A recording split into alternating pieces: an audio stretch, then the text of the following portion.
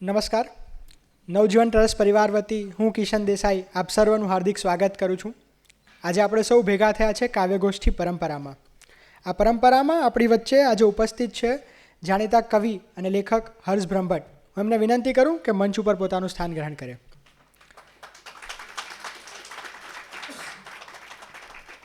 આ પરંપરામાં એક ઉપક્રમ એ પણ છે કે એક યુવા અથવા તો એક પેઢીના કવિ પોતાના પુરોગામી કવિ વિશે અથવા પોતાની પુરોગામી પેઢીના કવિ વિશે અભ્યાસ કરે છે અને એના વિશે વાત કરે છે. તો એ ઉપક્રમના ભાગરૂપે આપણી વસ્તુ ઉપસ્થિત છે કવિ તાહા મંસૂરી. હું એમને પણ વિનંતી કરું કે આવો મંચ ઉપર પોતાનું સ્થાન ગ્રહણ કરે. આજે આનંદની વાત એ છે કે આપણા કાવ્યગોષ્ઠી પરંપરામાં જે આ સુંદર ઉપક્રમ છે કે એક પેઢીના કવિ પોતાની પુરોગામી પેઢીના કવિ વિશે વાત કરે છે, એ સૂચન જેમના દ્વારા મળ્યું છે એ તાહા મંસૂરી પોતે પણ આજે પોતાની પુરોગામી કવિ વિશે એટલે કે હર્ષ બ્રહ્મભટ્ટ વિશે વાત કરવાના છે. તાહાભાઈ પોતે પણ સુંદર કવિ છે, તેમજ તેમનો ગઝલ અને અન્ય કાવ્ય પ્રકારોમાં ખૂબ ઊંડો અભ્યાસ પણ છે.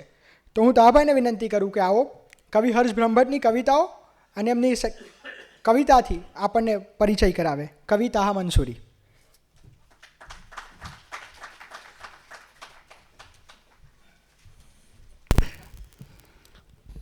મારી કવિતાઓ ભલે નબળી હોય પણ કિશને કહ્યું એમ હું કવિ સુંદર છું.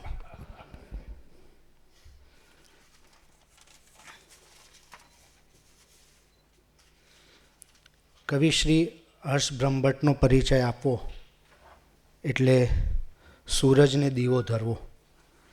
મારા બદલે જો કોઈ પણ હોત તો આ વાક્યથી જ આ કાર્યક્રમની શરૂઆત કરત, પણ આપણે એવું નહીં કરીએ. આપણે વાત શરૂ કરીશું મુનવ્વર રાણાના એક શેરથી કે ખુદ સે ચલકર નહીં ये तर्ज सुखन आया है, खुद से चलकर नहीं ये तर्ज सुखन आया है, पाँव दाबे हैं बुजुर्गों के तो फन आया है.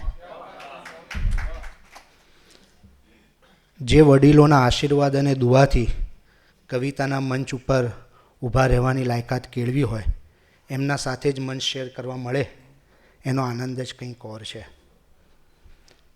યુવા કવિઓ પોતાના પુરોગામી કવિનો પરિચય આપે, એમની કવિતા વિશે વાત કરે, એમના પ્રત્યેનો પોતાનો આદર ઉમળકો વ્યક્ત કરે, એ વિચાર જ દાદ માંગી લેવો છે. અને આ વિચારને અમલમાં મૂકવા માટે હું નવજીવન ટ્રસ્ટ માનનીય વિવેકભાઈ અને પ્રિય રામ મોરીને અભિનંદન પાઠવું છું અને મને યુવામાં ગણ્યો એ માટે એમનો આભાર વ્યક્ત કરું છું.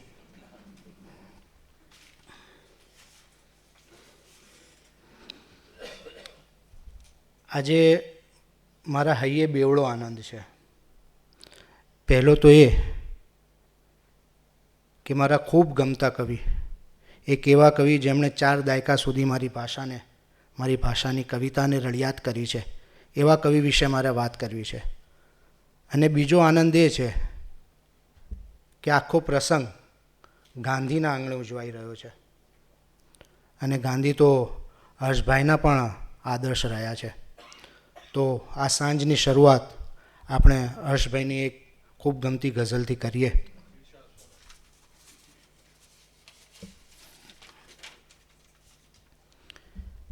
કે જો આંસુ ખૂટી જાય તો ચિંતાનો વિષય છે, જો આંસુ ખૂટી જાય તો ચિંતાનો વિષય છે, આ વાત ન સમજાય તો ચિંતાનો વિષય છે. ને જા તારું ભલું થાય કહી કેમ હસ્યાય. બેફામ કહે છે ને કે જગતમાં સર્વને કહેતા ફરો નહીં કે દુઆ કરજો, ઘણા એવાય છે જેની દુઆ સારી નથી હોતી.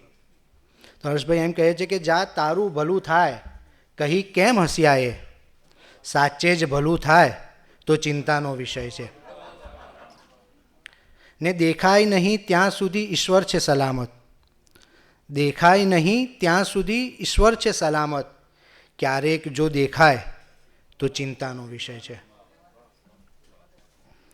ને તારાથી છલોછલ છું હું ઢોળાઈ ન જાઉં, તારાથી છલોછલ છું હું ઢોળાઈ ન જાઉં, છાંટોય ઉમેરાય તો ચિંતાનો વિષય છે.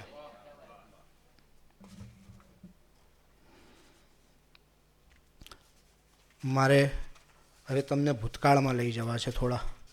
તો સહેજ ધ્યાનથી સાંભળજો વાત આખી. આજે તો શ્રી હર્ષ બ્રહ્મભટ્ટના નામની આગળ નવા, ઉદયમાન અને આશાસ્પદ કવિ એવા વિશેષણો ભલે લગાડવામાં આવે, પણ ગુજરાતી સાહિત્ય ક્ષેત્રે ઝળહળતા અનેક તેજસ્વી તારક નક્ષત્રોમાં આ નામ પણ એક દિવસ તેમની આગવી પ્રતિભાથી મોખરાનું સ્થાન લેશે જ એવી મને આશા અને શ્રદ્ધા છે. શ્રી હર્ષ બ્રહ્મભટ્ટનું નામ ગુજરાતી સાહિત્યના ભાવકોને બહુ પરિચિત નથી, પરંતુ આ નામ સૌએ નોંધી રાખવા જેવું છે, કેમ કે તેમની મોટા ભાગની સ્વકી મુદ્રાવાળી કવિતાઓ પરથી અનુમાન થઈ શકે છે કે તેઓ બહુ ઝડપથી પોતાની પ્રતિભાના તેજથી ગુજરાતી સાહિત્યના વૈભવમાં અનેક કાવ્ય રત્નોનો ઉમેરો કરશે. હર્ષભાઈ વિશે આ ભવિષ્યવાણી 6 જાન્યુઆરી 1993ના દિવસે આપણા સૌના ગમતા કવિ રમેશ પારેખે કરેલી, અને આજે 32 વર્ષ બાદ 8 માર્ચ 2025 શનિવારના રોજ આપણે અહીંયા ભેગા થઈને રમેશ પારેખની એ ભવિષ્યવાણી સાચી પાડી છે. એ માટે હર્ષભાઈ માટે એક વખત તાળીઓનો ગળગળાટ થઈ જાય.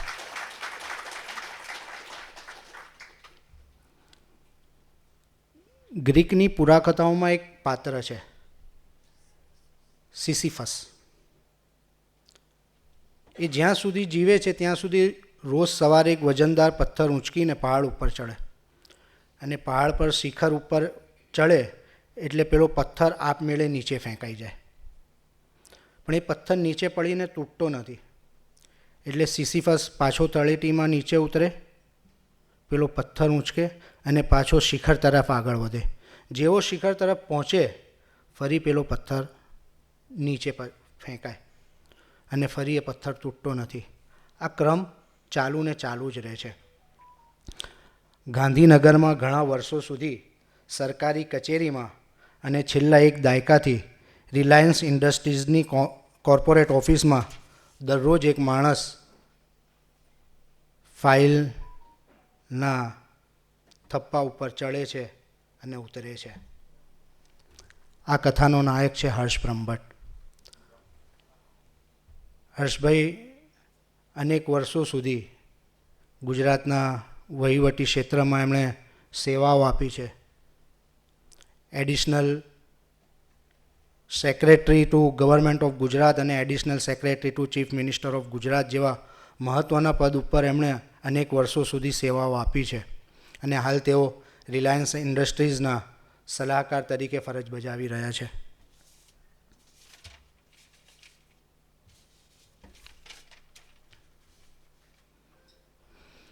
હર્ષભાઈનો જન્મ 1954માં 31 જુલાઈ 1954ના રોજ મહેસાણા ખાતે થયો. એમણે મને એમનો જે ઇન્ટ્રોડક્શન આપેલું ને એમાં એમનું વર્ષ નહોતું લખેલું, એટલે મને એમ થયું કે આટલા જવાબદાર માણસથી આવી ભૂલ કઈ રીતે થઈ ગઈ હશે.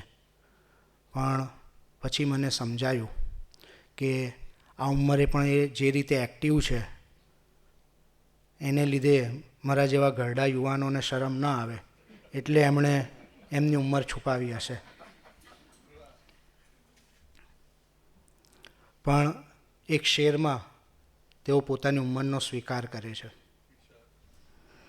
કે એમ ના સમજો કે નયન સદ્ધર નથી, એમ ના સમજો કે નયન સદ્ધર નથી, રાહ જોવાની હવે ઉંમર નથી. હર્ષભાઈના પિતાનું નામ વાળીલાલ બ્રહ્મભટ્ટ અને માતાનું નામ સુશીલાબેન બ્રહ્મભટ્ટ. એમના પત્નીનું નામ દેવ્યાનીબેન, તેઓ પણ ક્લાસ 1 ઓફિસર તરીકે રિટાયર થયા છે, અને તેમના એકમાત્ર સંતાનનું નામ ડૉક્ટર જીત બ્રહ્મભટ્ટ, જેઓ શહેરના જાણીતા કાર્ડિયોલોજિસ્ટ છે. એમના પિતા રેલવે કર્મચારી હતા, એટલે નાની ઉંમરે મહેસાણા છોડી અમદાવાદ આવ્યા. અમદાવાદમાં જ્યાં રહેતા હતા રેલવે કોલોનીમાં, ત્યાં આજુબાજુનું વાતાવરણ એટલું સારું નહીં, એટલે એમના પિતા એમને બહાર બાળકો સાથે રમવા ન જવા દે બહુ. એમના માતા પિતાને ક્યાંક બહાર જવું હોય તો એમને ઘરમાં લોક કરીને પછી જાય. ને એ જે સમય મળ્યો ને એમાં એમનો વાંચનનો શોખ વિકસ્યો. એમના પિતા શિસ્તના બહુ આગ્રહી હતા એવું એ કહે છે, અને આ શિસ્ત એમને પણ વારસામાં આવી છે. પરંતુ આજના બાળકો આ વસ્તુને વારસો નથી ગણતા, એ બાબતે પણ તેઓ સહમત છે. અને પછી એટલે તેઓ લખે છે કે એમ ભણતરની રીતો જુદી થઈ ગઈ, એમ ભણતરની રીતો જુદી થઈ ગઈ, બાપ ઘરડો થયો તો અભણ થઈ ગયો.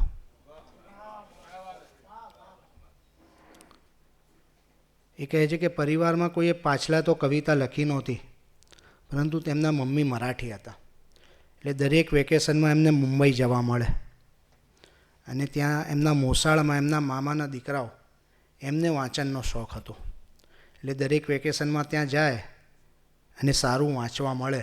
ત્યાંથી કવિતાનો શોખ પેદા થયો અને એમણે ભવન્સ કોલેજમાં પહેલા વર્ષના અભ્યાસ દરમિયાન જે પહેલી ગઝલ લખી, જે પહેલું અછાંદસ લખેલું, એ મરાઠી ભાષામાં લખેલું.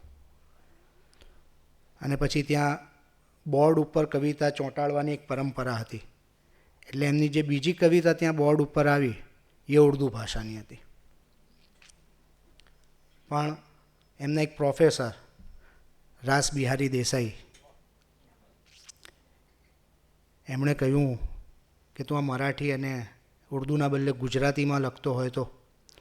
અને આમ એક સારા મરાઠી કવિનું બાળ મરણ થયું અને ગુજરાતી ભાષાને એક ખૂબ સારો કવિ મળ્યો.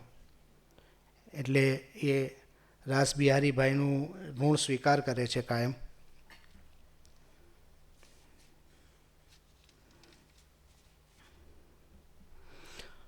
હર્ષભાઈ એમના સંગ્રહમાં મેં વાંચ્યું તો એમાં લખેલું હતું કે તેઓ કવિતાને ઈશ્વરની દેન માને છે. પરંતુ આપણે જ્યારે એમની કવિતાઓમાંથી પસાર થઈએ ત્યારે આપણને સમજાય છે કે પોતાના આજુબાજુની રોજબરોજની ઘટનાઓને કવિતામાં લાવવા માટે તેઓ ખૂબ મહેનત કરે છે.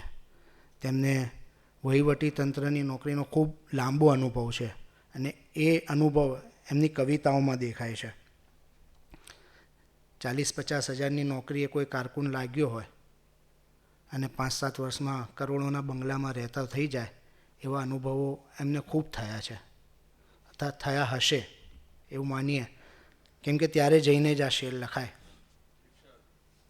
કે હતો એ કાલ લગ બેઘર ન જાણે શું કર્યા ધંધા, હતો એ કાલ લગ બેઘર ન જાણે શું કર્યા ધંધા, અદાથી આજ એ પૂછે છે અમદાવાદની કિંમત.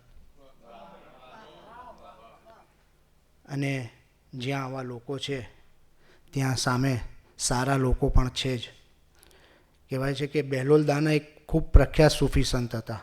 એક વખત હજ પડવા ગયા તો રાત્રે હજ પત્યા પછી ઊંઘી ગયા તો સપનામાં 2 ફરિશ્તાઓને વાતો કરતા સાંભળ્યા. એટલે એક ફરિશ્તાએ બીજાને પૂછ્યું, આ વર્ષે કેટલા લોકોએ હજ અદા કરી? તો કે 6 લાખ લોકોએ. કે એમાંથી કબૂલ કેટલાની થઈ, કેટલાની હજ સ્વીકારવામાં આવી? તો કે 6 લોકોની. તો કે બાકીનાનું? કે પણ પછી ઈશ્વરે એવો આદેશ કર્યો કે જે 6 લોકોની હજ કબૂલ થઈ છે એ દરેકના સદકામાં બીજા 1-1 લાખ લોકોની હજ કબૂલ કરો. એટલે આ 6 લોકો એવા છે ને જે ધરતીનું આખું સંતુલન જાળવી રાખે છે. ને આ વાત એમની કવિતામાં દેખાય છે. જે ઉપરનો શેર કહ્યો ને એ જ ગઝલનો બીજો શેર કે ખરીદી નહીં શકે કોઈ ખરા માણસની નિષ્ઠાને, ખરીદી નહીં શકે કોઈ ખરા માણસની નિષ્ઠાને, બધાની છોડ પૂછી જો જરા એકાદની કિંમત.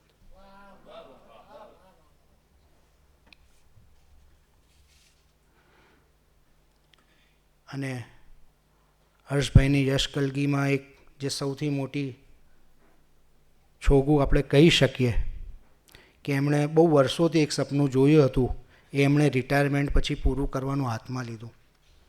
એ સપનાનું નામ એટલે સદા સર્વદા કવિતા. જુલાઈ 2014માં તેઓ રિટાયર થાય છે અને તરત જ પોતાના આ સપનાને અમલમાં મૂકે છે. દર મહિનાના પહેલા રવિવારે ગુજરાતી ભાષાના જુદા જુદા કવિઓને ગુજરાતના ખૂણે ખૂણેથી શોધીને એક યોગ્ય મંચ પૂરું પાડે. અને આ માટે કોઈ પણ સંસ્થાની કોઈ મદદ નહીં, બધું જ જાતનું ગાંઠનું ગોપીચંદન કરીને જ. અને આ ઉપક્રમ છેલ્લા 100 મહિનાઓથી ચાલી રહ્યો છે, 101 મહિનાઓથી. કોરોના સિવાય લગભગ ક્યારેય રજા પડી હોય એવું મારા ધ્યાનમાં તો નથી. હર્ષભાઈના કેટલાક સંગ્રહોની આપને માહિતી આપી દઉં. એમનો પહેલો ગઝલ સંગ્રહ જે 1993માં આવેલો, એકલતાની ભીડમાં, અંદર દીવા દાંડી, મૌનની મહેફિલ. હર્ષભાઈએ ગઝલ સિવાય જે એક ખૂબ મજબૂત કામ કર્યું છે એ લઘુ કાવ્યોમાં કર્યું છે. આજે મૌનની અને કોળિયામાં પેટાવી રાત એ એમના લઘુ કાવ્યોનો સંગ્રહ છે. એમનું એક લઘુ કાવ્ય છે કે છેવટે ફૂંક મારીને હોલવી નાખ્યો સૂરજ. છેવટે ફૂંક મારીને હોલવી નાખ્યો સૂરજ ને એક કોળિયામાં પેટાવી રાત. એકલતાની ભીડમાં, અંદર દીવા દાંડી, મૌનની મહેફિલ, જીવવાનો રિયાઝ. આ જીવવાનો રિયાઝ મેં હર્ષભાઈના જ્યારે સંગ્રહ વાંચ્યા ને તો મેં એક વાત ખાસ નોંધી કે એમના દરેક સંગ્રહની 15-17 એટલી બધી આવૃત્તિઓ થઈ છે. મને લગભગ કોઈ બીજા કવિ ધ્યાનમાં નથી કે જેના દરેક સંગ્રહની આટલી બધી આવૃત્તિ થઈ હોય. આ વાત મને એટલે કરવાનું મન થયું કે આ જીવવાનો રિયાઝ એ સંગ્રહનું વિમોચન થાય છે 13 ડિસેમ્બર 2010ના દિવસે. પહેલી આવૃત્તિ એની આવે છે 13 ડિસેમ્બર 2010. એ સંગ્રહની બીજી આવૃત્તિ આવે છે 22 ડિસેમ્બર 2010. એ સંગ્રહની ત્રીજી આવૃત્તિ આવે છે 27 ડિસેમ્બર 2010. ચોથી આવૃત્તિ આવે છે 11 જાન્યુઆરી 2011. પાંચમી આવૃત્તિ આવે છે 19 જાન્યુઆરી 2011. છઠ્ઠી આવૃત્તિ આવે છે 25 જાન્યુઆરી 2011. સાતમી આવૃત્તિ આવે છે 2 ફેબ્રુઆરી 2011. 50 દિવસના ગાળામાં કોઈ સંગ્રહની 7 આવૃત્તિઓ થઈ હોય એવું ગુજરાતી ભાષામાં મને તો યાદ નથી. ને એક સંગ્રહની વાત નથી, એમના દરેક સંગ્રહની 13, 14, 15 આવ. એટલે હું એમ કહીશ કે હર્ષ બ્રહ્મભટ્ટ ખૂબ વંચાતા કવિ છે.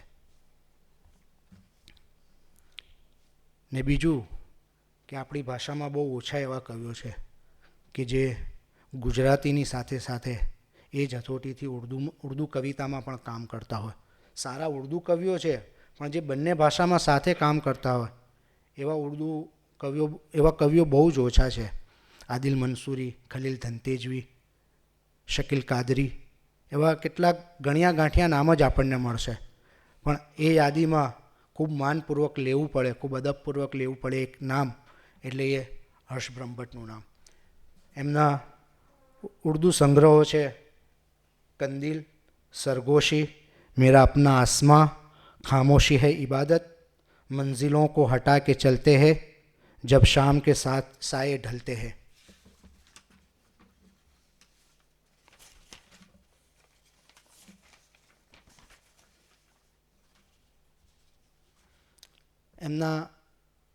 એમની કવિતાઓને જાણીતા સ્વરકારોએ સ્વરબદ્ધ કરી છે. એના કેટલાક આલ્બમ આવ્યા છે.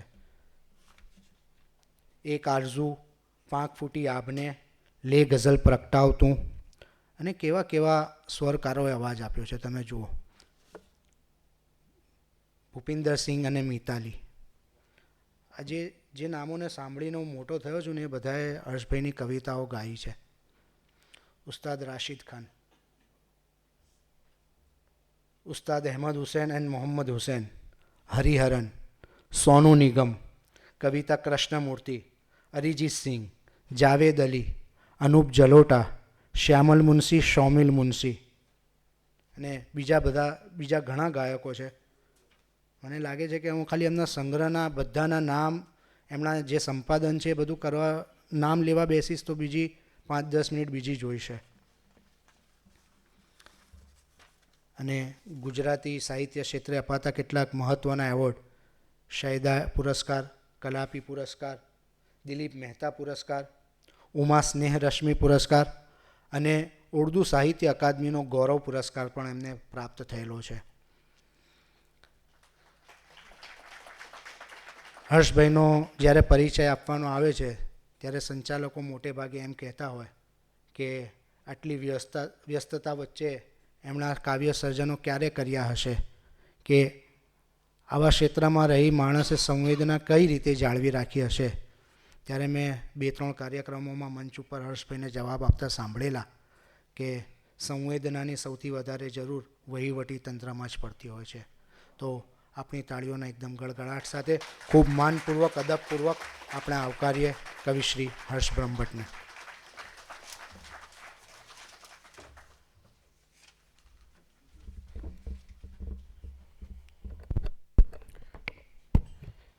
આભાર તાહાભાઈ, તમે સુંદર છો પણ તમારી કવિતાઓ સુંદર છે એમાં બીજો કોઈ શક જ નથી. હર્ષભાઈ એમની કવિતામાં લખે છે કે એમાં જ હું વણતો રહ્યો રંગ સૃષ્ટિના, કે એમાં જ હું વળતો રહ્યો છું રંગ સૃષ્ટિના, મારી ગઝલના પોતમાં મારો કબીર છે. તો જેમની કવિતામાં પોતાનો કબીર છે અને જેમને મન કવિતા જ જીવનનો રિયાઝ છે એવા હર્ષ બ્રહ્મભટ્ટને વિનંતી કરું કે આવો તમારી સર્જન પ્રક્રિયા અને કવિતાઓથી અમને રૂબરૂ કરાવો. કવિ હર્ષ બ્રહ્મભટ્ટ.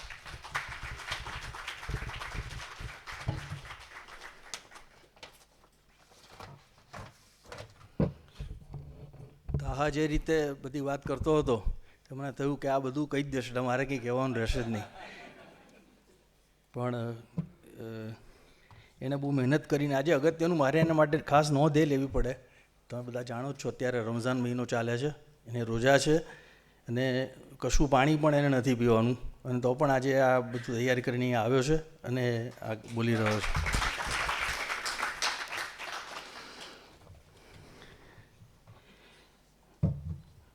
બે વાતની પહેલાં હું સ્પષ્ટતા કરી દઉં અને પછી મારી વાત કરું.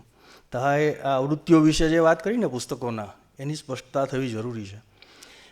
ચંદ્રકાંત ટોપીવાલાએ એક જગ્યાએ આ મુદ્દાનો ઉલ્લેખ કરેલો. આટલી આવૃત્તિઓ કે આ તમારા જેવા સામાન્ય વાચકો ખરીદી લે બુકશોપમાંથી અને વાંચવા માંડે એવું નથી થતું. પણ કેટલાક મારા અંગત મિત્રો એવા છે કે જે મને પણ એક મિત્ર તો એવા છે કે જેની મને હજી સુધી ખબર નથી કે એમણે પોતે આ એક આખી એડિશન ખરીદીને પોતાના મિત્રોમાં વેચી હોય. તો એવા જે કેટલાક મિત્રો છે એ પોતે આ પુસ્તકો ખરીદીને પોતાના સર્કલમાં ડિસ્ટ્રીબ્યુટ કરે, એને કારણે અહીં આવૃત્તિઓની સંખ્યા વધે. એવું નહીં કે હું જઈને બુકશોપમાંથી એક કોપી ખરીદી લાવું કે બીજો માણસ બીજો એવી રીતે ક્યારેય આવૃત્તિઓ થતી નથી હોતી, આપણે જાણતા હોઈએ છીએ. પણ એ આવૃત્તિઓથી મને એટલા માટે કોઈ ફાયદો નથી હોતો, આ પણ એક સ્પષ્ટતા જરૂરી છે કે હું ક્યારેય કોઈ રોયલ્ટી લેતો નથી. બુક આપણા જે પ્રકાશક હોય એની પાસેથી મેં કોઈ દિવસ રોયલ્ટી લીધી નથી. તો આ બે એટલા માટે સ્પષ્ટતા છે. ઘણાના મનમાં આવા પ્રશ્નો થાય કે આટલી બધી આવૃત્તિ કેવી રીતે થઈ જાય, ને એમાં એક કાવ્ય સંગ્રહની નવલકથા તો સમજી શકાય. તો આ એક પાયાની વાત છે. અને બીજો મુદ્દો તાહાએ જે કહ્યો કે આ સદા સર્વદા કવિતા, તો એ કોઈ એવું નથી કે કોઈ આપણે કોઈ રેકોર્ડ એસ્ટાબ્લિશ કરવાના છે કે કોઈ ગિનિસ બુક ઓફ વર્લ્ડ રેકોર્ડ્સમાં એનું નામ આવવું જોઈએ માટે એવું કોઈ બાબત છે જ નહીં મનમાં ક્યારેય. પહેલા દિવસથી નથી, આજે નથી, ક્યારેય નહીં હોય. એ એટલા માટે કરવું જરૂરી છે કે એક મંચ હોવું જોઈએ કે જ્યાં આગળ બિલકુલ નિષ્પક્ષ રીતે તમામ કવિઓને આવકાર મળે, બધાને પોતાને એક પ્લેટફોર્મ મળે અને પોતાની કવિતાઓ રજૂ કરવાનો એક મોકો એમને મળે. તો એ હેતુથી જ આ કામ કરેલું છે. એવું નથી કે કોઈ કવિતાના કાર્યક્રમો તો કેટલા બધા થતા હોય છે, કેટલાય લોકો કરે છે, અકાદમીઓ, પરિષદો બધા જ કરે છે. પણ વ્યક્તિગત રીતે એટલા માટે કરવાનું કે એમાં કોઈ દબાણ ના આવે કે આને બોલાવો ને આને ન બોલાવો ને આમ કરો વગેરે વગેરે. અને બીજું કે નાણાકીય રીતે તમે જ્યારે બીજા કોઈ ઉપર આધારિત ન હો ત્યારે એ કાર્યક્રમ તમે સાતત્યપૂર્ણ રીતે લાંબો સમય કરી શકો, બીજા ઉપર આધારિત ન હો ત્યારે. તો આટલી બે વાતો મારે કહેવી હતી. આ સર્જન પ્રક્રિયા જે શબ્દ છે ને એ મને કદી સમજાયો નથી, ક્યારેય નહીં, આજે પણ નહીં. કારણ કે મારા કેટલાક કલીગ્સ પણ અહીંયા આવેલા છે, મારી સાથે સચિવાલયમાં નોકરી કરતા એ બેઠેલા છે અહીંયા. તમને જ્યારે કોઈ વસ્તુ સ્ફુરે, વિચારમાં કોઈ શબ્દ એક આવે, ઇવન એક શિલાલેખ શબ્દ આવેલો, એ શિલાલેખ શબ્દ ઉપરથી આખી ગઝલ એક બની, એ કદાચ અત્યારે હશે તો હું વાંચીશ. તો એવું છે નહીં કે તમે કોઈ નાહી ધોઈ જબ્બો લેંગો પહેરી સાંજે ટેબલ ખુરશી લઈને બેસી જાઓ અને વિચાર કર્યો એટલે તમારે 2-4 ગઝલો લખાઈ જાય. એવી લખાતી પણ હશે પણ એ બહુ કૃતક હોય, એનો કોઈ અર્થ હોય નહીં.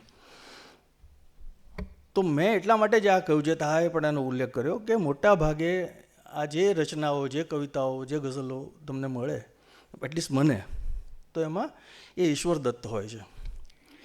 જે વિચાર આવવો, એ સ્ફૂરવો, એને આધારે કંઈક લખવું અને એને તમારે એક કવિતામાં તબદીલ કરવું, એ બધી પ્રક્રિયાઓ એની જાતે થતી હોય. એના માટે કે તમે પ્રયત્ન કરીને ન કરી શકો ક્યારેય. આ મારો અનુભવ છે, બીજાનો શું છે મને નથી ખબર. આ તરફ દોરાવાના બે કારણો છે. કવિતા તરફ અમારી સાથે 5મા ધોરણથી ભણતો મારો મિત્ર બકુલ શાહ ત્યાં બેઠો છે. તો એટલી હાર્ડશીપમાં લાઈફ પસાર કરી છે એ વખતે કે જેની કોઈ કલ્પના તમે લોકો ન કરી શકો અત્યારે મને ઉભેલો જોઈને.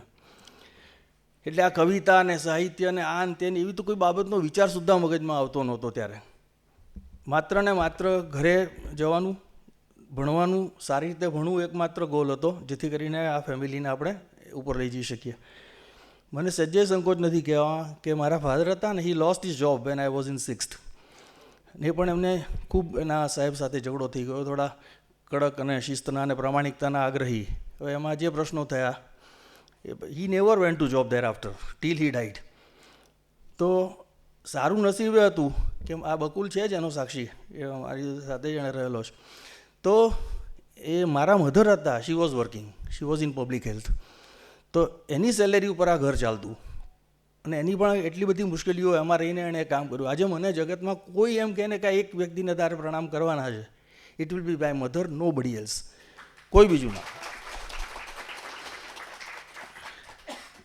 તો એને મેં જે મુશ્કેલીઓમાં જોઈ છે, જે સહન કરતા જોઈ છે, એણે સૌથી વધારે મને પ્રેરિત કર્યો છે ભણવા માટે. અને ભણવું એ એક માત્ર મારા માટે ટાર્ગેટ હતું, જેથી કરીને હું કોઈ સારી જોબ લઈ શકું અને આ પ્રશ્નો ઉકલી શકે.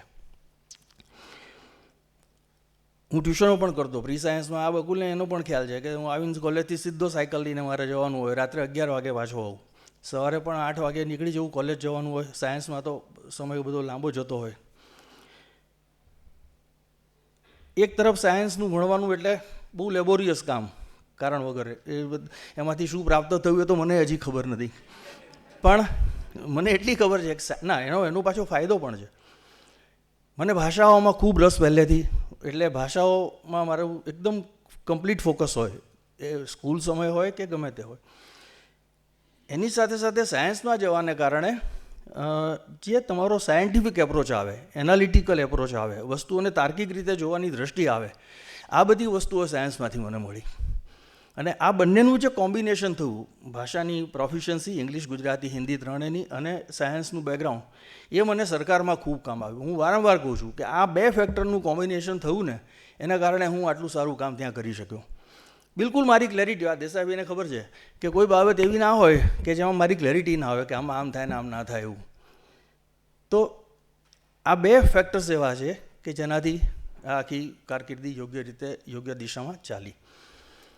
કવિતાને સંબંધ છે ત્યાં સુધી, હા, એ કહ્યું, અમે રેલવે કોલોનીમાં રહેતા, ત્યાં આગળ બધા ખૂબ મુસ્લિમ કુટુંબો હતા, 2-4 હિન્દુ કુટુંબ મને વાત કરતા.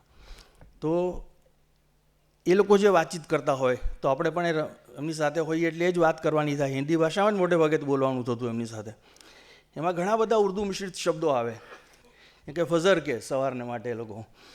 તો આ બધી બાબતોને કારણે એ શબ્દો છે ને, એ કાનોમાં તમારા પડતા જાય આપોઆપ. બિલકુલ તમને ખ્યાલ ના હોય, સબકોન્શિયસલી એ વસ્તુઓ તમારામાં આવતી જાય.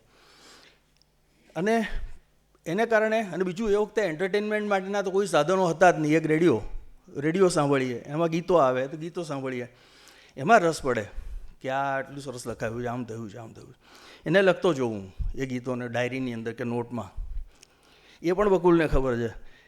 આજે પણ મારી પાસે 4500થી વધારે ગીતો મેં રેડિયો સાંભળીને લખેલા છે. અત્યારે પણ મારી પાસે નોટ્સ છે. તો એ લખવાને કારણે ફાયદો એ થયો કે એના શબ્દોના મૂળમાં ઉતરવાનું થયું. કારણ કે શબ્દ સમજાય નહીં તો તમે લખી ના શકો કે આ શું, હવે કુરબત કે ગુરબત કે તુરબત કે શું બોલે છે, એટલી ક્લેરિટી FM રેડિયો તો હતા નહીં ત્યારે, તો બહુ જ અઘરું પડે. તો ફિઝા કે ખિઝા કે શું છે, તો આ બધી વસ્તુઓને કારણે એ લેંગ્વેજ સાથે એટેચ થવાનું થયું, ઉર્દુ સાથે. અને ન સમજાય તો મારી સામે એક સૈયદ હતા ભાઈ, એમને હું પૂછું, એ બહુ વિદ્વાન માણસ હતા, બધી વાત કરે. તો આ બધા શબ્દો એ રીતે આવતા ગયા. મેં મારી જ પોતાની એક નાની ડિક્શનરી બનાવી લીધેલી ઉર્દુની, બધા શબ્દો એમાં લખતો જોઉં, અને લગભગ 500, 700, 1000 શબ્દો એ વખતે થઈ ગયેલા એમાં લખતા લખતા.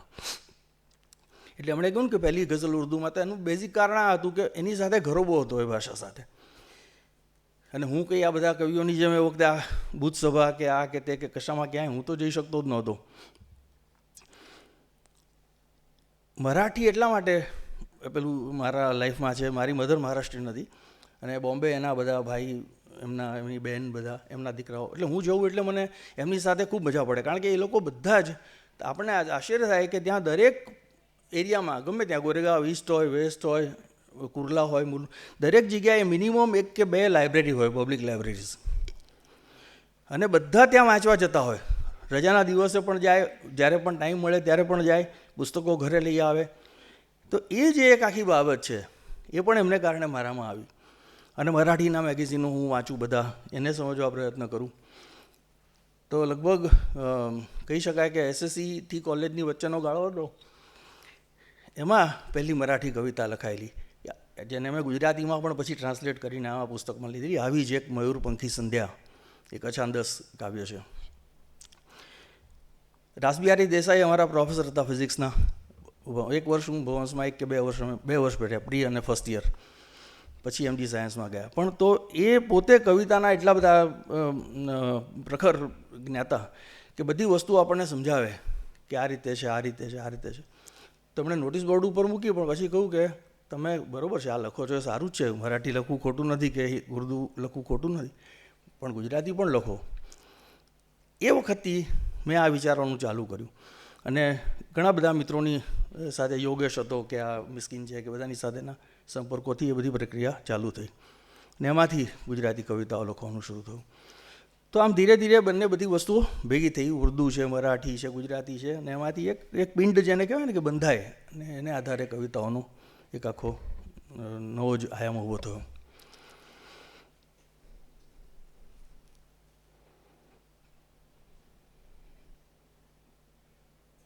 પછી તો થોડો વખત એવો પણ હતો કે જ્યારે યુનિવર્સિટીમાં અમે હતા, યોગેશને પેલા અનિરુદ્ધ બ્રહ્મભટ્ટ કિમપી નામનું મેગેઝિન ચલાવતા, તો એમાં અમે લોકો એમની સાથે રહીને એમને પેલું જે સંપાદન કે જે કામ કરવાના હોય એ બધું એમાં એમને હેલ્પ કરતા. યોગેશ પણ આવતો, અમે બંને જ હતા.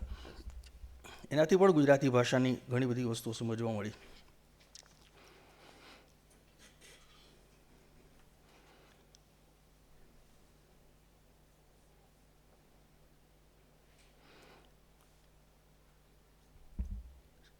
મેં કહ્યું એમ સર્જન પ્રક્રિયા એવો કોઈ શબ્દ મેં તો વિચાર્યો જ નથી. જ્યારે પણ જે કંઈ મગજમાં આવે એ લખી લીધું હોય થોડું ઘણું, પછી એના આધારે વિચાર્યું હોય, કવિતા લખી હોય, અને બરાબર થઈ ગઈ હોય તો રાખી હોય, થોડા વખત પછી ફરી આઈ વિલ રિવિઝિટ દેટ થિંગ, અને પછી એમાં એ કરીને એને સરખી કરી હોય. તો આવી થોડીક વાતો છે, તો થોડીક ફરીથી પણ કરીશ વાત, પણ અત્યારે થોડીક કવિતાઓ પહેલાં જોઈએ, નહીં તો તમે લોકોએ કંટાળી જશો. જે બહુ નોર્મલી વાંચતા હોઈએ છે ને એવી કવિતાઓ નથી વાંચતો, જુદી જ ગઝલો વાંચું. કે યાદને જ્યારે ચકાસી હોય છે, યાદને જ્યારે ચકાસી હોય છે, શ્વાસમાં ઘેરી ઉદાસી હોય છે. યાદને જ્યારે ચકાસી હોય છે, શ્વાસમાં ઘેરી ઉદાસી હોય છે.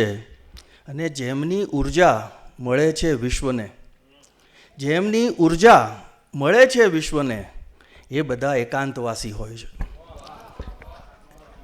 એ બધા એકાંતવાસી હોય છે. અને કોણ જાણે છે અહીં કોની નજર, કોણ જાણે છે અહીં કોની નજર, ક્યારે કેવી કેમ પ્યાસી હોય છે, ક્યારે કેવી કેમ પ્યાસી હોય છે. અને શેર જુઓ હર્ષદભાઈ, કે સાચવે છે એક ક્ષણ એવી મને, સાચવે છે એક ક્ષણ એવી મને, કંઈક સદીઓ જેની દાસી હોય છે. સાચવે છે એક ક્ષણ એવી મને, કંઈક સદીઓ જેની દાસી હોય છે. અને શ્વાસ રૂપે આળ ઓઢાયા કરે, શ્વાસ રૂપે આળ ઓઢાયા કરે. કલ્પના સૌની વિલાસી હોય છે, કલ્પના સૌની વિલાસી હોય છે. અને તોય પણ છૂટો મને મૂકે નહીં, તોય પણ છૂટો મને મૂકે નહીં. લાગણી મારાથી ત્રાસી હોય છે, લાગણી મારાથી ત્રાસી હોય છે અને ચીબરીના બોલથી ભૂલા પડે. ચીબરીના બોલ, ગામડાના લોકોને અનુભવ છે, ચીબરીના બોલથી ભૂલા પડે. ખૂબ શંકાશીલ પ્રવાસી હોય છે, ખૂબ શંકાશીલ પ્રવાસી હોય છે. યાદને જ્યારે ચકાસી હોય છે, શ્વાસમાં ઘેરી ઉદાસી હોય છે.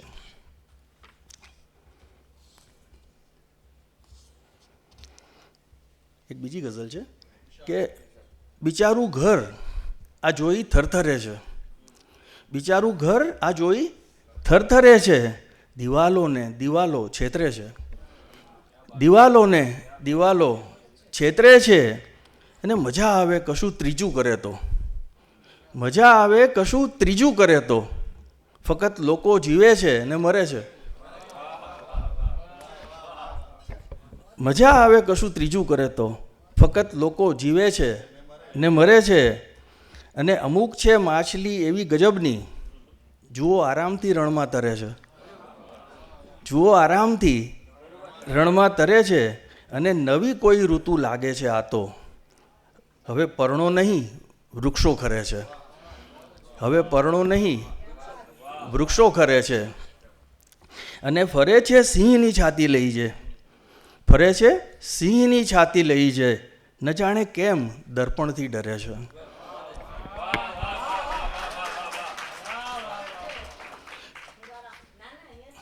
આવો રઘુભાઈ, અહીંયા જઈએ.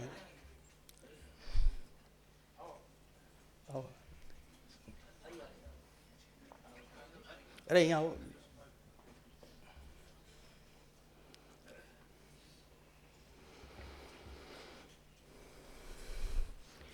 નવી કોઈ ઋતુ લાગે છે આ તો, હવે પર્ણો નહીં વૃક્ષો ખરે છે. અને ફરે છે સિંહની છાતી લઈ છે, ન જાણે કેમ દર્પણથી ડરે છે. અને છેલ્લો શેર છે ને કે બહુ ઓછા છે જે લોકો લખે છે, બહુ ઓછા છે જે લોકો લખે છે, ને મોટા ભાગના લખ કરે છે.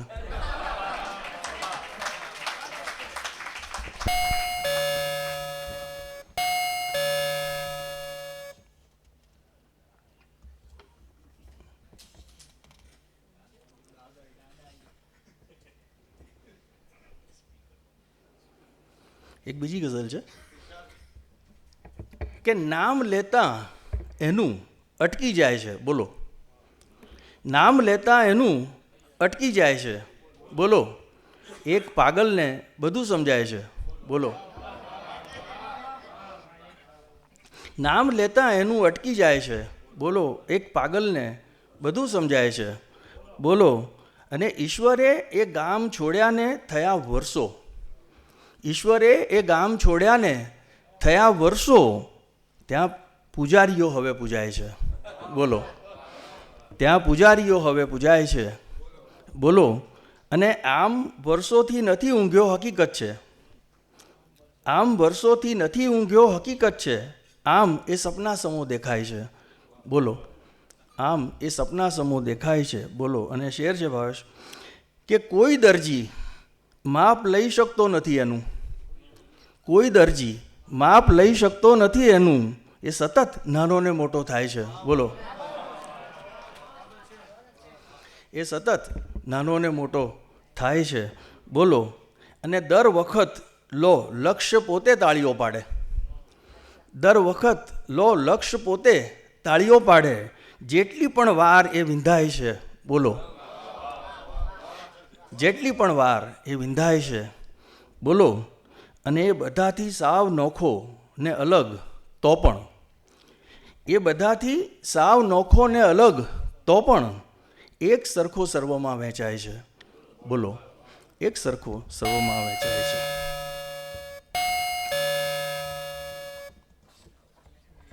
ઓ સોરી,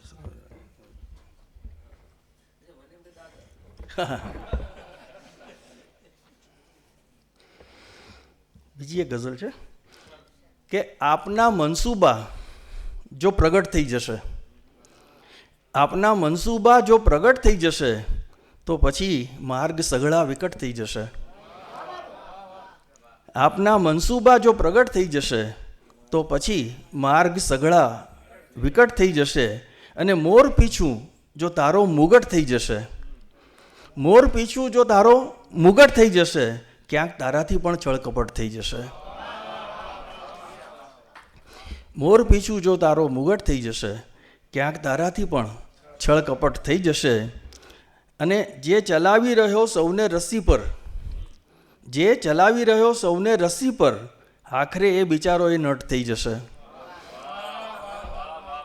આખરે એ બિચારો એ નટ થઈ જશે.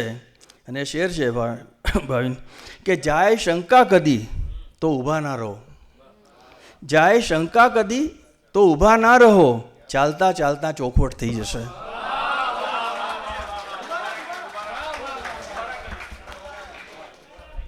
કે જાય શંકા કદી તો ઊભા ના રહો, ચાલતા ચાલતા ચોખવટ થઈ જશે.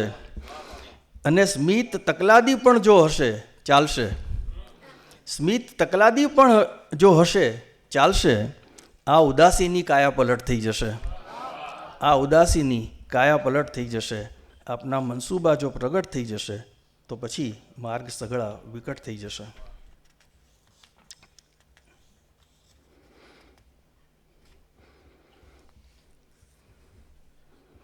પછી આ પણ એક બહુ સમય પહેલાં લખાયેલી ગઝલ છે કે સાવ તકલાદી જ લીધા શ્વાસ આખી જિંદગી, સાવ તકલાદી જ લીધા શ્વાસ આખી જિંદગી, ઝાંઝવા ઉપર કર્યો વિશ્વાસ આખી જિંદગી. મુક્ત મન રાખી ભરાયું એક પણ ના ડગ અહીં, મુક્ત મન રાખી ભરાયું એક પણ ના ડગ અહીં, ગોખવો કાયમ પડ્યો ઇતિહાસ આખી જિંદગી, ગોખવો કાયમ પડ્યો ઇતિહાસ આખી જિંદગી. અને મધ મદિરા જળથી ગંગા જળ સતત ક્યાં ક્યાં ગયો, મધ મદિરા જળથી ગંગા જળ સતત ક્યાં ક્યાં ગયો, ના વધી કે ના ઘટી આ પ્યાસ આખી જિંદગી, ના વધી કે ના ઘટી આ પ્યાસ આખી જિંદગી. અને છેક મૃત્યુ લગ હશે કઈ આશમાં આ હર્ષજી, છેક મૃત્યુ લગ હશે કઈ આશમાં આ હર્ષજી, હા રહ્યા ગણતા દિવસ ને માસ આખી જિંદગી, હા રહ્યા ગણતા દિવસ ને માસ આખી જિંદગી. અને યાદનું આ એક ચાંદરણું ગજબનું નીકળ્યું, યાદનું આ એક ચાંદરણું ગજબનું નીકળ્યું, સાવ અંધારે મળ્યો અજવાસ આખી જિંદગી, સાવ અંધારે મળ્યો અજવાસ આખી જિંદગી.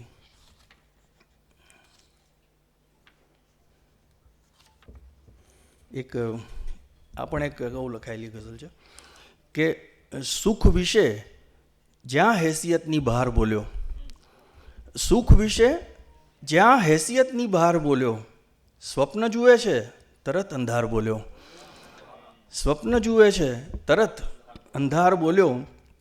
અને કોઈ ના માન્યું વધારે સાવ બગડ્યું, કોઈ ના માન્યું વધારે સાવ બગડ્યું, હા ઘણી વેળા થયું બેકાર બોલ્યો, હા ઘણી વેળા થયું બેકાર બોલ્યો. અને શેર છે કે લાગણી સ્પર્શી અને મૂંગી રહી ગઈ, લાગણી સ્પર્શી અને મૂંગી રહી ગઈ, આવડે એવું બધું વ્યવહાર બોલ્યો, આવડે એવું બધું વ્યવહાર બોલ્યો. અને કેટલા વર્ષો ગયા એ ભૂસવામાં, કેટલા વર્ષો ગયા એ ભૂસવામાં, ક્રોધમાં જે શબ્દ હું બે ચાર બોલ્યો, કેટલા વર્ષો ગયા એ ભૂસવામાં, ક્રોધમાં જે શબ્દ હું બે ચાર બોલ્યો. અને ખૂબ ઊંડી છે કહી સૌએ વધાવી, અત્યારનો સમય તો આ જ છે એટલે આપણે જોઈએ, ખૂબ ઊંડી છે કહી સૌએ વધાવી, વાત મામૂલી અગર વગદાર બોલ્યો, વાત મામૂલી અગર વગદાર બોલ્યો. અને એક વેળા સાંભળ્યું મેં આત્માનું, એક વેળા સાંભળ્યું મેં આત્માનું, ત્યારથી વચ્ચે એ વારંવાર બોલ્યો,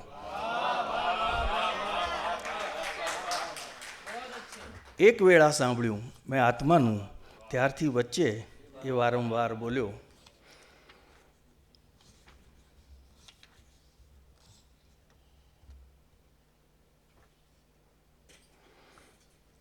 આ એક ગઝલ કે કંઈક એ રીતે હૃદયને લાગણી ભારે પડી, કંઈક એ રીતે હૃદયને લાગણી ભારે પડી, એક દીવાને સ્વયંની રોશની ભારે પડી, એક દીવાને સ્વયંની રોશની ભારે પડી ને આપનારાને હજારો હાથ છે ભૂલી ગયો. આપનારાને હજારો હાથ છે ભૂલી ગયો, જેટલી જે કંઈ કરી એ માગણી ભારે પડી. આપનારાને હજારો હાથ છે ભૂલી ગયો, જેટલી જે કંઈ કરી એ માગણી ભારે પડી. અને શેર છે કે મૌન, કેવળ મૌન ઘૂંટાતું રહ્યું એકાંતમાં. મૌન, કેવળ મૌન ઘૂંટાતું રહ્યું એકાંતમાં. એ પળે અમથી પડી જ્યાં ટાંકણી ભારે પડી. એ પળે અમથી પડી જ્યાં ટાંકણી ભારે પડી. અને તું હતી તારા ઘરે ને હું હતો મારા ઘરે. જે પળે દુનિયા ઊભી થઈ આપણી ભારે પડી. જે પળે દુનિયા ઊભી થઈ આપણી ભારે પડી. અને શેર છે કે વાંસવન પાછું ઊભું કરવું ઘણું અઘરું હવે. વાંસવન પાછું ઊભું કરવું ઘણું અઘરું હવે. કટકે કટકે જે બનાવી વાંસળી ભારે પડી. કટકે કટકે જે બનાવી વાંસળી ભારે પડી. અને ચાલવું ને દોડવું ને કૂદવું સૂના થયા. ચાલવું ને દોડવું ને કૂદવું સૂના થયા. એક બાળકથી છૂટી ગઈ આંગળી ભારે પડી. એક બાળકથી છૂટી ગઈ આંગળી ભારે પડી.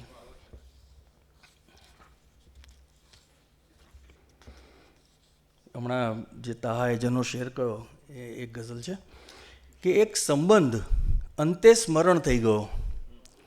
એક સંબંધ અંતે સ્મરણ થઈ ગયો કે સ્વયં મેઘ તરસ્યું હરણ થઈ ગયો. કે સ્વયં મેઘ તરસ્યું હરણ થઈ ગયો.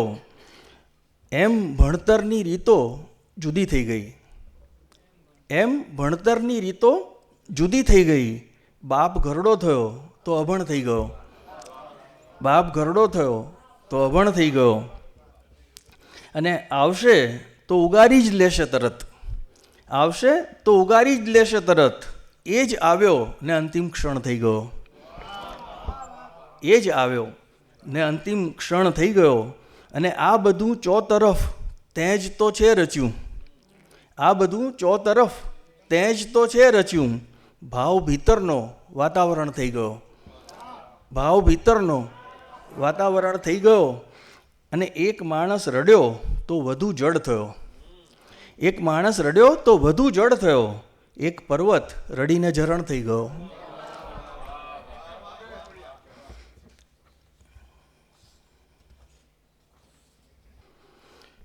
એનો મતલબ છે કે પ્રભુ વાત મારી ભલે ને નકારો. પ્રભુ વાત મારી ભલે ને નકારો. તમારી પ્રતિષ્ઠા વિશે તો વિચારો. પ્રભુ વાત મારી ભલે ને નકારો. તમારી પ્રતિષ્ઠા વિશે તો વિચારો. અગર થાય મન દુઃખ તો અંદર ના આવે. અગર થાય મન દુઃખ તો અંદર ના આવે. હવાઓને કહેવું પડે કે પધારો. હવાઓને કહેવું પડે કે પધારો. અને છુપો કોઈ ઉદ્દેશ એનો હશે ને. છુપાઈ છુપાઈ જે આપે સહારો. છુપાઈ છુપાઈ છુપો કોઈ ઉદ્દેશ એનો હશે ને. છુપાઈ છુપાઈ જે આપે સહારો. અને નવા ડામ આપી ત્વચા ના બગાડે. નવા ડામ આપી ત્વચા ના બગાડે. જૂના જખ્મ છે ત્યાં કરે છે પ્રહારો. નવા ડામ આપી ત્વચા ના બગાડે. જૂના જખ્મ છે ત્યાં કરે છે પ્રહારો. અને શેર છે બસ કે અમુક ઘરની અંદર પ્રવેશી ચૂક્યા છે. અમુક ઘરની અંદર પ્રવેશી ચૂક્યા છે. અમુક ઘરના દ્વારે ઊભા છે બજારો. અમુક ઘરની અંદર પ્રવેશી ચૂક્યા છે. અમુક ઘરના દ્વારે ઊભા છે બજારો. એક બીજી ગઝલ છે એમાંથી જ કે રોજ બદલાતી ક્ષણોની નિયત જોઈશું. રોજ બદલાતી ક્ષણોની નિયત જોઈશું. જ્યાં સુધી જોઈ શકશું રમત જોઈશું. જ્યાં સુધી જોઈ શકશું રમત જોઈશું. અને કેટલા આંસુઓની બચત જોઈશું. તા કેટલા આંસુઓની બચત જોઈશું. જ્યારે એક ચહેરાની જ્યારે અછત જોઈશું. કેટલા આંસુઓની બચત જોઈશું એક ચહેરાની જ્યારે અછત જોઈશું. અને ચિત્રગુપ્તે લખ્યું માની લઈશું નહીં. ચિત્રગુપ્તે લખ્યું માની લઈશું નહીં. ઝીણવટથી બધી એ વિગત જોઈશું. ઝીણવટથી બધી એ વિગત જોઈશું. અને થાય અન્યાય ફરિયાદ કરશું નહીં. થાય અન્યાય ફરિયાદ કરશું નહીં, પણ અમે આપ સામે તરત જોઈશું.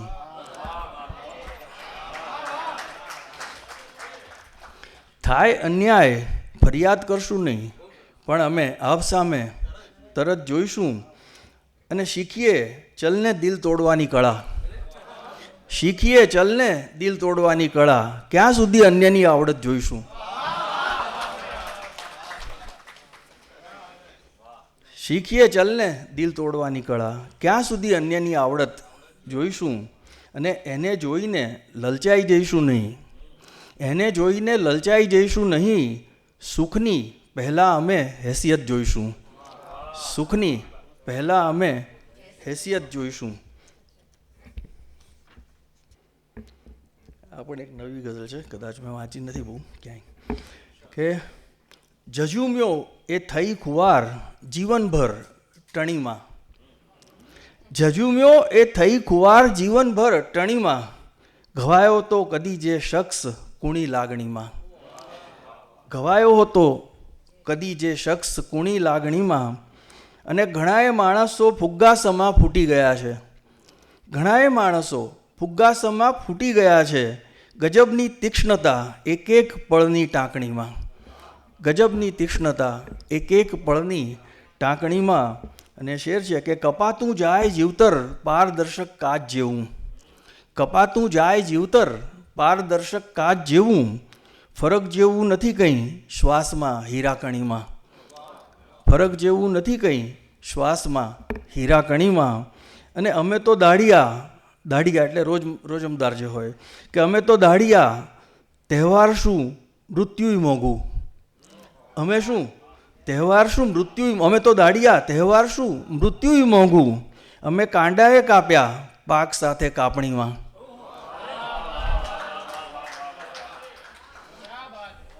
અમે તો દાઢિયા. તહેવાર શું મૃત્યુય મોંઘું. અમે કાંડાએ કાપ્યા પાક સાથે કાપણીમાં. અને ન જાણે હવે અત્યારે અમેરિકાથી બધા ડિપોર્ટેશનને થાય છે ને, તો એના સંદર્ભમાં શેર છે કે ન જાણે શું ઓછું આવતું તું દેશમાં. કે ન જાણે શું ઓછું આવતું તું દેશમાં. કે જઈ પરદેશ ડૂબ્યા કંઈક સુખની ઢાંકણીમાં. જઈ પરદેશ ડૂબ્યા કંઈક સુખની ઢાંકણીમાં. અને હતું એડ્રેસ રેશન કાર્ડનું એ મહેલ પાસે. હતું એડ્રેસ રેશન કાર્ડનું એ મહેલ પાસે. તવાઈ ઝૂંપડે આવી બધી એ નોંધણીમાં. તવાઈ ઝૂંપડે આવી બધી એ નોંધણીમાં. જજુમ્યો એ થઈ ખુવાર ટણીમાં. હવે માંથી એક રચના મારે વાંચવાની છે.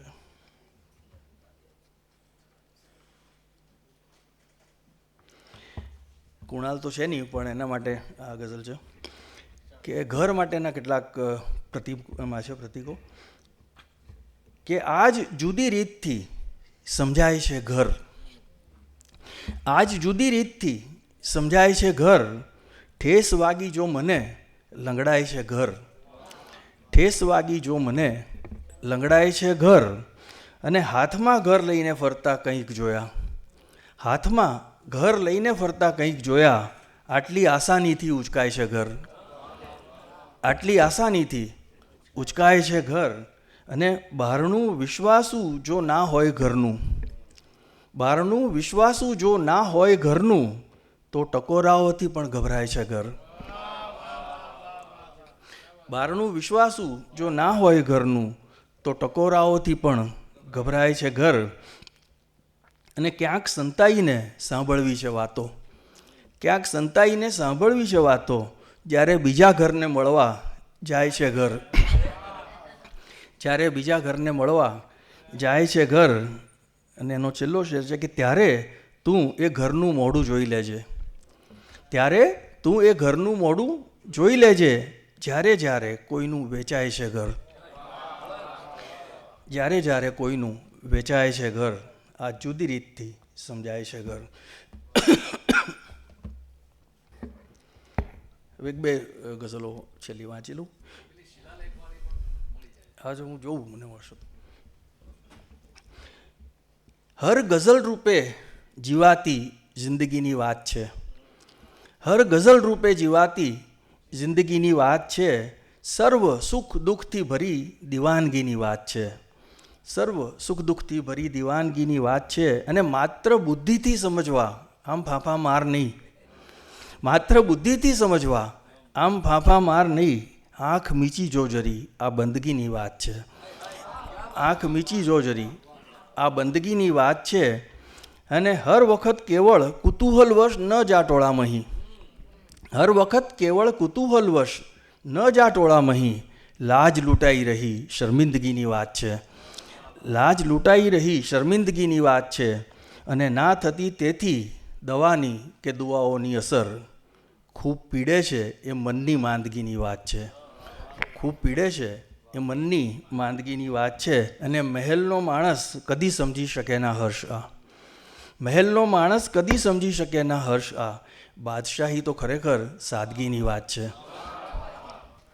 બાદશાહી તો ખરેખર સાદગીની વાત છે. અને આ એક ગઝલ છે કે કંઈકને મૂર્તિમહી પથ્થર મળ્યા હતા. કંઈકને મૂર્તિમહી પથ્થર મળ્યા હતા. કંઈકને રસ્તે જતા ઈશ્વર મળ્યા હતા. કંઈકને રસ્તે જતા ઈશ્વર મળ્યા હતા. ને પછી અંતર રહ્યા જન્મો જન્મના, જેમની સાથે અહીં અંતર મળ્યા હતા. ને પછી અંતર રહ્યા જન્મો જન્મના, જેમની સાથે અહીં અંતર મળ્યા હતા. અને આ બધાનો અનુભવ છે જ આવો કે સાવ સાચા લાગતા માણસ કનેથી, સાવ સાચા લાગતા માણસ કનેથી સાવ ખોટા ઉમ્રભર ઉત્તર મળ્યા હતા. સાવ ખોટા ઉમ્રભર ઉત્તર મળ્યા હતા. અને આ પણ સાંપ્રત સ્થિતિ છે કે રોજ ઝઘડી છેવટે છૂટા પડ્યા છે. રોજ ઝઘડી છેવટે છૂટા પડ્યા છે. બેઉ જણના ખૂબ જન્માક્ષર મળ્યા હતા. બેઉ જણના ખૂબ જન્માક્ષર મળ્યા હતા. અને ઉજવ્યા સૌએ ભરીને રંગ મનના. એક સરખા સર્વને અવસર મળ્યા હતા. એક સરખા સર્વને અવસર મળ્યા હતા. અને તહાએ જે હમણાં એક શેર કહો ને, એ ગઝલ એક છેલ્લી હું રજૂ કરી દઉં કે એમ ના સમજો નયન સદ્ધર નથી. રાહ જોવાની હવે ઉંમર નથી. રાહ જોવાની હવે ઉંમર નથી. અને એમને પણ એ કરે છે દંડવત, જેમના પ્રત્યે કશો આદર નથી. એમને પણ એ કરે છે દંડવત, જેમના પ્રત્યે કશો આદર નથી. અને શેર છે કે દ્વાર સુંદર જોઈને ઈર્ષા ન કર. દ્વાર સુંદર જોઈને ઈર્ષા ન કર. એના દરવાજાની પાછળ ઘર નથી. કે દ્વાર સુંદર જોઈને ઈર્ષા ન કર. એના દરવાજાની પાછળ ઘર નથી. અને એ ગમે ત્યારે ગબડવાનો જ છે. એના રસ્તામાં કોઈ ઠોકર નથી. એ ગમે ત્યારે ગબડવાનો જ છે. એના રસ્તામાં કોઈ ઠોકર નથી. ને હું તો આ સમજણથી માલામાલ છું. છે બધું પણ આપણી ખાતર નથી. છે બધું પણ આપણી ખાતર નથી. અને કેટલું વાતાવરણ પાવન છે હર્ષ. આ નગરમાં સંત પૈગંબર નથી. આ નગરમાં સંત પૈગંબર નથી. એમ ના સમજો નયન સદ્ધર નથી. રાહ જોવાની હવે ઉંમર નથી. Thank you.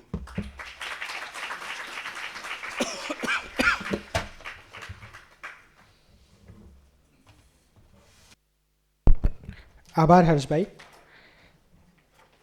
નવજીવન ટ્રસ્ટ પરિવાર વતી તેમજ અમારા મેનેજિંગ ટ્રસ્ટી વિવેક દેસાઈ, પરામર્શક શિલ્પા દેસાઈ, કપિલ રાવલ, નવજીવન ટોક્સની આખી ટીમ તરફથી તાહ મંસૂરી અને હર્ષ બ્રહ્મભટ્ટનો ખાસ આભાર.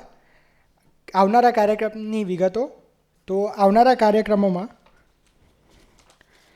23મી માર્ચ અને રવિવારે મયુર ખાવડુ અને વિષ્ણુ ભાલિયા બે યુવા સર્જકો પોતાની ગદ્ય નરસિંહની ટેકરી વિશે મયુર ખાવડુ અને ખારા પાણીના ખમ્મા નવલકથા વિશે વિષ્ણુ ભાલિયા વાત કરવા આવશે.